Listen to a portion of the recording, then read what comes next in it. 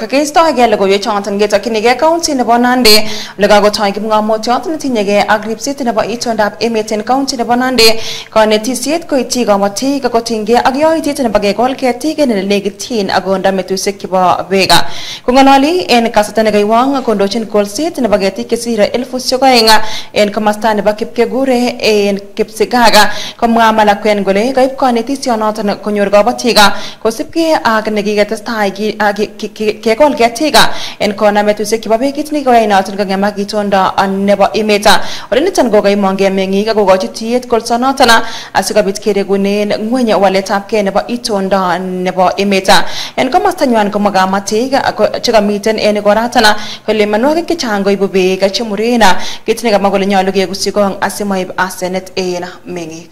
Lakini panda zile maeneo tambarara kule arable land kule juu, manake kuzipanda hapa ukweli ni kwamba zinanyonya maji mingi sana kutoka chini. Ya pili ni kwamba kwa Kiptapkei mnajua kwamba kuna mnyama anaita nyani mwenye tunamjengea habitat yake ya zamani. Kwa hivyo blue gum naye support biodiversity. Wanyama ni wachache sana wanaoishi juu ya blue gum. Labda tu ni ndege kadhaa na dudududu tule dogo. Lakini miti ya kiasili utapata ita attract ndege aina tofauti, wanyama tofauti. So basically hii ni injili tunaeleza sisi wote ya kutoa blue gum kutoka eneo chemichemi za maji na tupande kule kwengine, alafu huku chini tupande miti za kiasili, tujenge buffer na tuweze kuprotect chini, ndio sasa kule juu hata kama ni agroforestry tutafanya.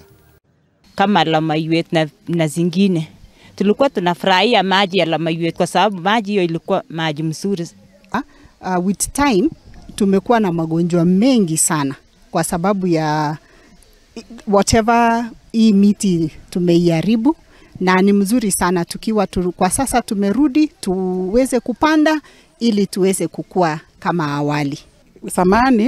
Samani mvua ilikuwa kubwa, ilikuwa inakuja kwa siku nzuri, lakini tunaona saa hii mvua imeanza kuwa yani kupatilika kwa sababu ya kupatilika nchi.